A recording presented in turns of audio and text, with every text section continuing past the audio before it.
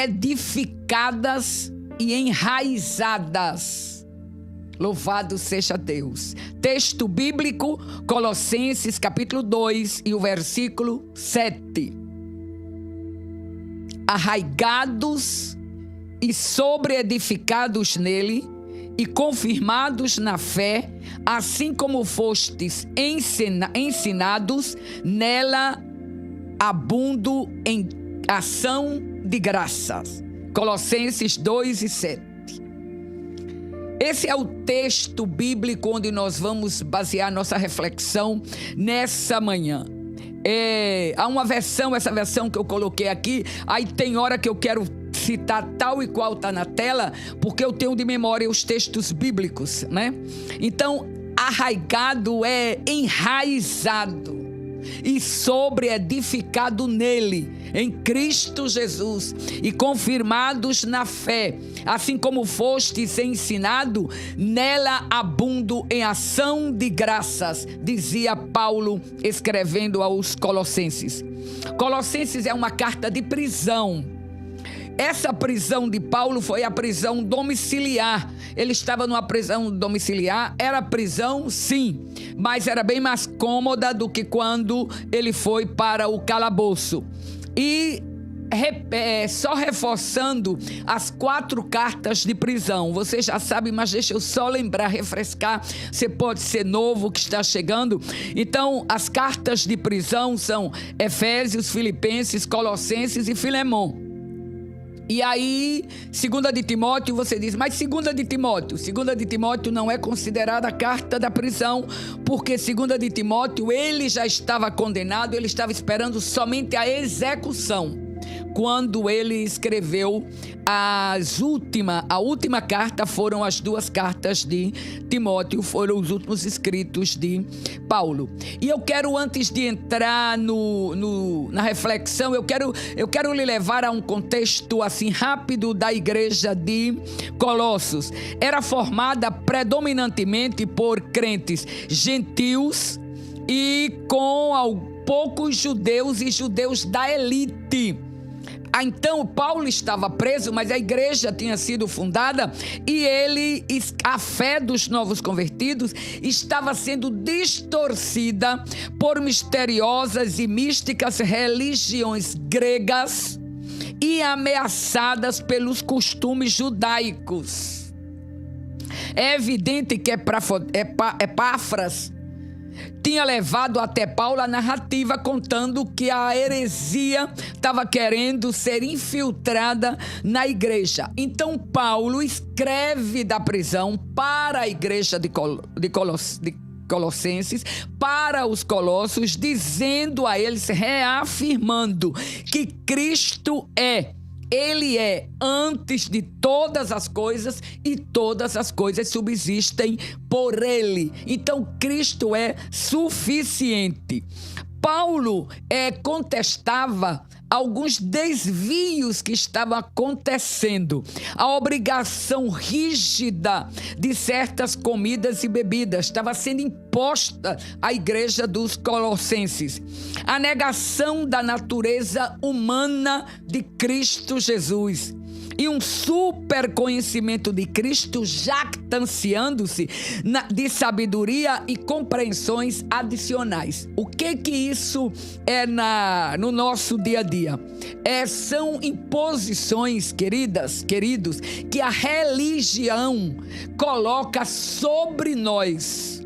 Então é por isso que quando Epáfras fala com Paulo, dá o informe da igreja, ele diz, olha, os judeus ou as religiões gregas estão impondo aos que nasceram de Cristo, aos que conheceram Cristo, coisas que já ficaram para trás, que já faziam parte da vida velha.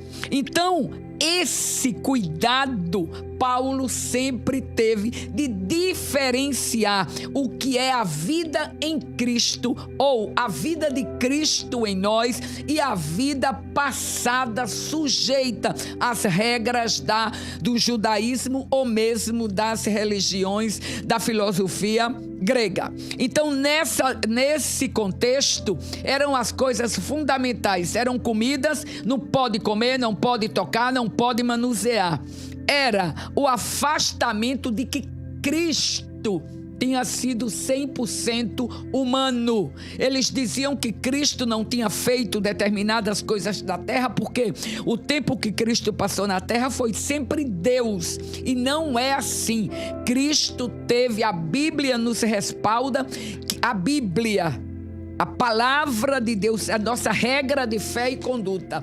A Bíblia nos respalda que Cristo foi 100% Deus e 100% homem. Ele sentiu dor, ele sentiu tristeza, ele chorou na morte do amigo. Quando ele chegou que Lázaro estava morto, ele chorou. Ele teve medo da morte quando ele estava no jardim do Getsêmani, que ele sentiu peso, que ele estava orando. Ele disse: Pai, se possível, passa de mim este cálice. Era o peso, era a dor que ele estava sentindo e o temor que todo humano tem da morte. Mas como ele tinha a natureza de Deus e ele tinha vindo para cumprir a missão de restaurar a nossa vida, de nos perdoar, de nos enraizar nele, de que nós, como igreja, como crentes, fôssemos edificados nele. Então ele diz: seja feita a tua vontade e não a minha. Mas todos esses momentos Cristo viveu na terra. A única coisa que Cristo não fez, Cristo não pecou, não conheceu o pecado. Mas veja bem uma coisa bem interessante: se fez maldito.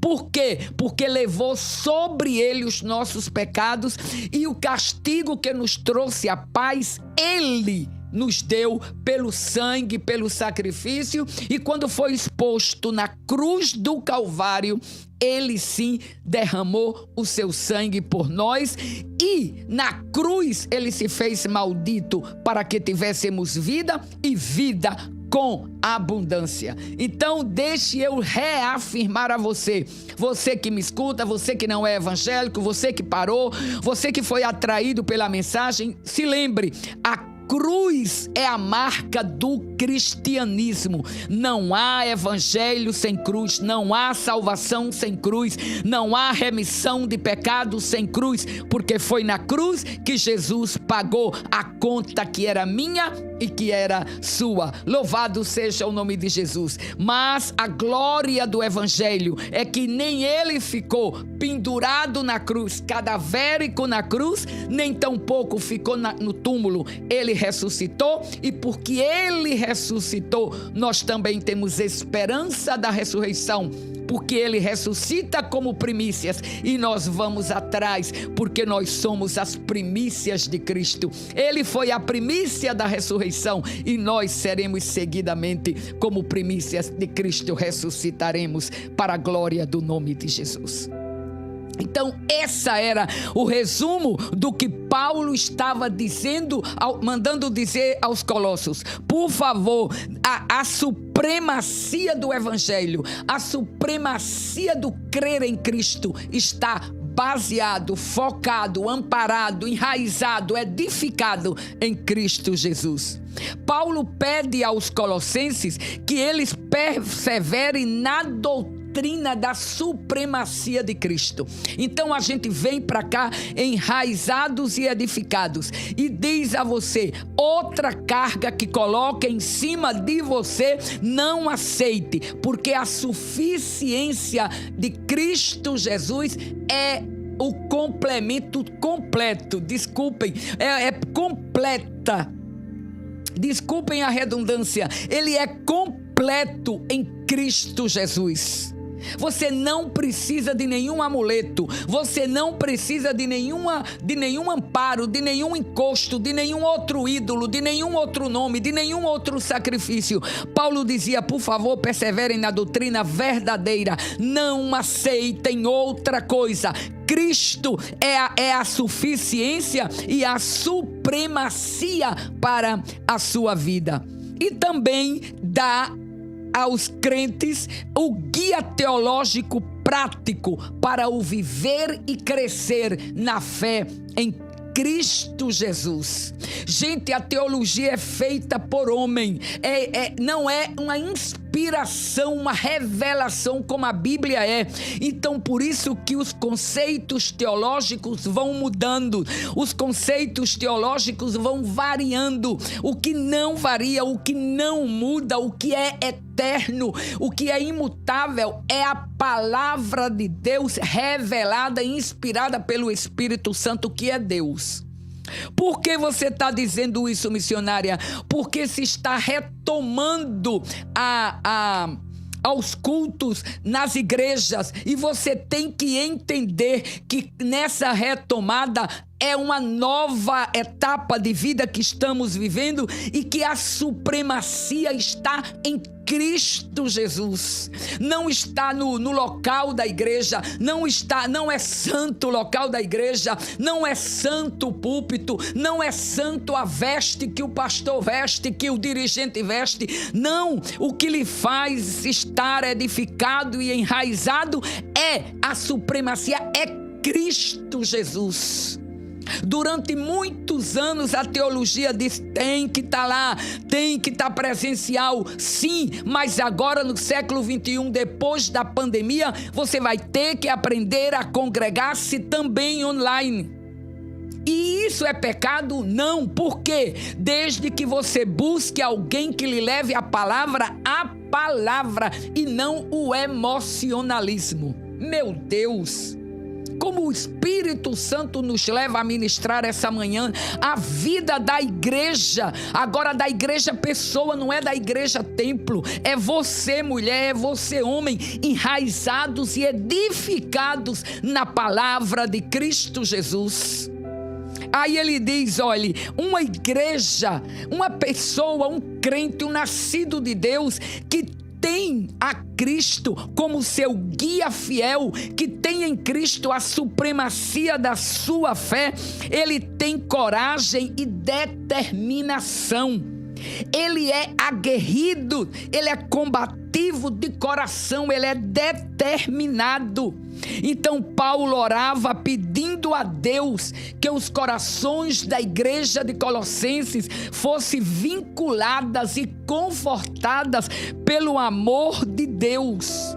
Então é isso que nós precisamos, estar arraigados em Cristo, estar edificados em Cristo. Veja bem, para que a edificação esteja segura, ela tem que estar bem fundamentada. As duas coisas andam juntos. É arraigados, fundamentados e edificados sobre esse fundamento. E que fundamento é esse? Paulo diz que quando pregarmos o Evangelho, quando ensinarmos a Cristo, que não edifiquemos sobre outro fundamento a não ser sobre Cristo Jesus. Então você escuta muitas histórias, muitos místicos de religião, como ele dizia aqui, tem influência da filosofia grega, tem influência do judaísmo, tem um misticismo querendo entrar na igreja e roubar e desviar de você a meta, a centralidade de Cristo na sua vida. Então preste bem atenção hoje, mulher cristã, para que você seja vitoriosa, para que você seja atuante como igreja de Cristo. Você tem que ter coragem e determinação de dizer não a determinadas linhas de filosofia, de misticismo, de revelação A, de revelação B, viver como se a Bíblia ou como se a palavra profética fosse um horóscopo para a sua vida. Não, o fundamento da vida cristã, o guia teológico, o guia cristão, o guia de prática da fé que Paulo manda para a igreja de Colossos é exatamente a palavra de Deus. A igreja fundamentada, o crente, a mulher, o homem, o jovem fundamentado em Cristo, enraizado e fundamentado, os seus membros são ligados pelo amor. A valorização da afeição dos sentimentos. A igreja que valoriza o ser humano. Olha que coisa linda, a revelação do Senhor. Não é eu quero que você venha porque eu preciso mostrar que eu tenho muito crente, que a minha estatística deu agora no relatório que a minha igreja está crescendo. Não. Uma igreja que cresce sem fundamento, sem estar arraigada, sem estar enraizada na supremacia de Cristo. Quando a pandemia chega, que você não tem mais como congregar-se, como você não tinha vínculos de sentimento pelo amor, pela vida do ser humano, você se desespera, porque o que você queria era o convívio social daquela igreja e não a presença preciosa de Cristo Jesus. Por quê? Porque mesmo fora do convívio, a supremacia de Cristo continua real na sua vida. Faz falta? Faz. Então telefone. Um professor meu da faculdade, ele disse agora ultimamente, eu já estou tão cansado da mídia, agora com as igrejas online, com os discipulados, com a mentoria, com o aconselhamento, que eu não faço mais videochamada, eu faço a chamada normal, como a gente chamava antigamente pelo telefone. Eu quero ouvir a voz da pessoa e imaginar qual é a reação que ela está tendo, porque isso é o sentimento, a valorização do seu lado. Então, uma igreja arraigada, fundamentada em Cristo Jesus, ela tem membros ligados pelo amor. Lembre-se, crente é gente, crente não é número, crente não é estatística para colocar em relatório. Não se pode viver nem existir uma verdadeira igreja sem amor. O sistema de governo eclesiástico e a ordem dos cultos não são o que mais importa, porque eles mudam de acordo com o tempo, e com a localidade. Mas uma igreja edificada e enraizada valoriza os relacionamentos, valoriza o companheirismo, valoriza a família, os irmãos e os amigos. Ela está atenta para escutar, sabe ouvir o amigo e se importa com ele e valoriza. Era o que Paulo transmitia para os colossos. Gente que não seja outra doutrina. Em Cristo nós temos todo esse fundamento. O único sinal que identifica uma igreja, a igreja você pessoa, a igreja você mulher, a igreja você homem e a igreja sim universal de Cristo, que ela é fiel e verdadeira, é o amor que ela tem para com Deus e para com os irmãos. E isso é cravado como texto de ouro no Novo Testamento, dito por Jesus. E nisto conhecereis que sois meus discípulos, pelo amor que tendes uns para com os outros.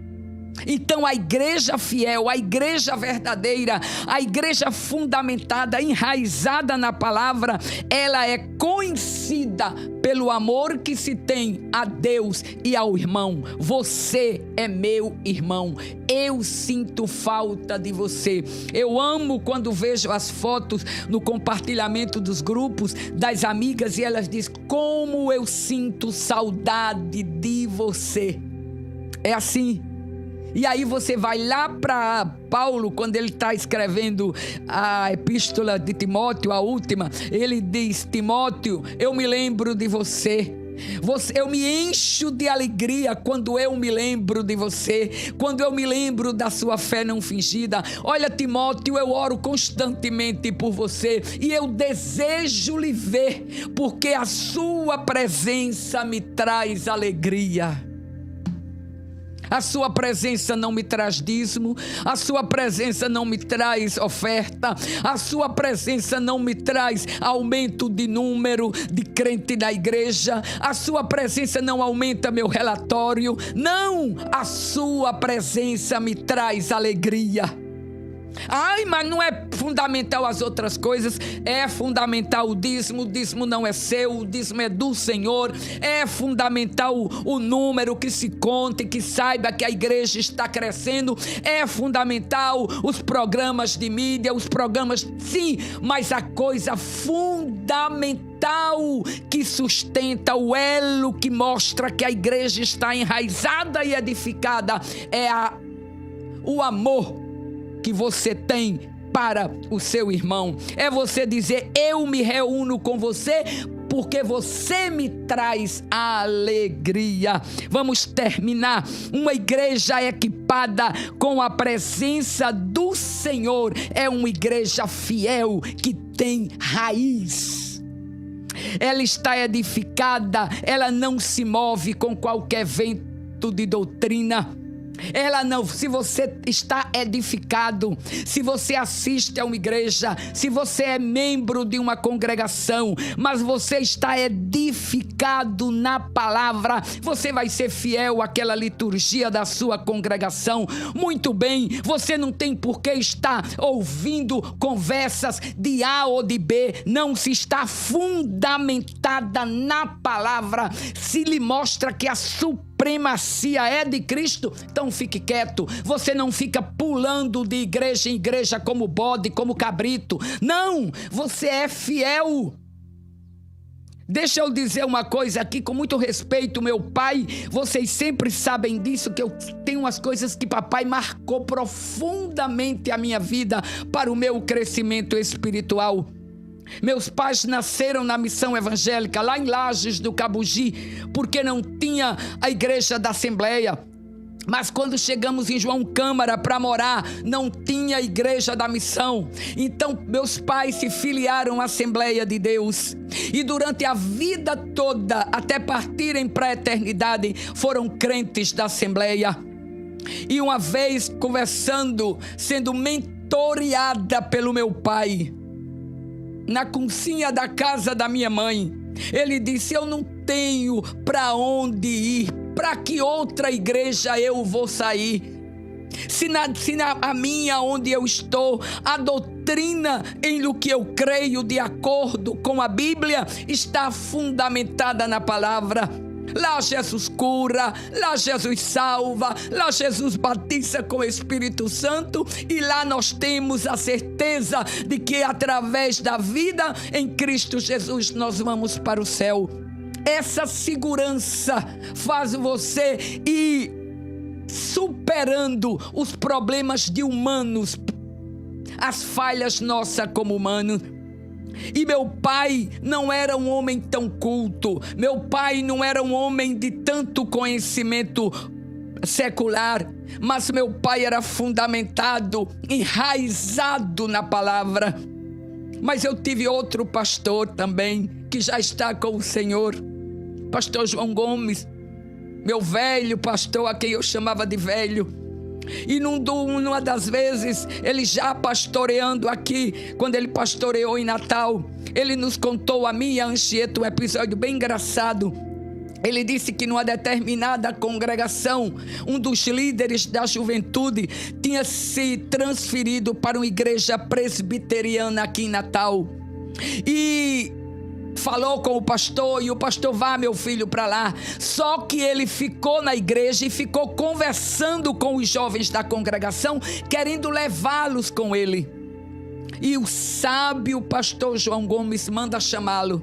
E quando ele chega no gabinete do pastor, o pastor contou isso a gente, o pastor João Gomes disse: meu irmão, vá para a igreja presbiteriana, eles são nossos irmãos, seja um bom crente presbiteriano, sirva a Jesus com alegria lá, deixe, você não quis mais estar na sua congregação, mas deixe quem está na sua congregação lá tranquilo. Então, o que faz você ter raiz, você não quer aqui, mas quer, vá para lá, mas não fique fazendo proselitismo, porque se você fica fazendo proselitismo, querido, você não está enraizado nem edificado. Você vai com qualquer vento evento de doutrina. A sua igreja, aonde Deus lhe chamou, é a bênção para a sua vida. Seja um bom crente lá aonde Deus lhe chamou, desde que a doutrina esteja de acordo com a palavra de Deus. Faça como os crentes bereanos, quando estão ensinando, Paulo ensinando, eles estavam lá conferindo se o que estava dizendo era certo. Vamos terminar dizendo que a igreja que tem raiz, que o crente que tem raiz, ele não se move por qualquer vento de doutrina. Ele tem poder para resistir os ensinos sedutores. Você tem raiz, você tem uma vida disciplinada, você está enraizada e edificada, mulher. Você vive a vida de Cristo. É a vida de Cristo em você. Isso é a maior grandeza que demonstra que você tem raiz profundas e está edificado sobre essa raiz, sobre essa rocha que é Cristo Jesus. Mantenha-se na fé com os olhos postos em Cristo. E para terminar, a mulher edificada e enraizada é transbordante de gratidão. Não reclama, não murmura, não critica. Ela tem os olhos postos em Jesus e ela sabe flutuar em todos os ambientes com a graça, com a elegância, com a firmeza, com a beleza da mulher, como ideia de Deus, edificada, enraizada na palavra de Cristo Jesus. Nossa oração a Deus é que nessas crises a gente aprenda como ser agente encantador para as demais pessoas, encantamento pela vida, encantamento de gratidão pelo perdão e pela certeza de que o céu é real e de que nós vamos para lá. Então, arraigados, edificados, plenamente edificados em Cristo, olhos postos em Cristo, a supremacia do Evangelho é a garantia da sua vida de paz, de alegria, de gozo aqui na terra e no céu, a vida eterna. Fique conosco que no final dessa manhã de glória nós estaremos orando com você no nome de Jesus.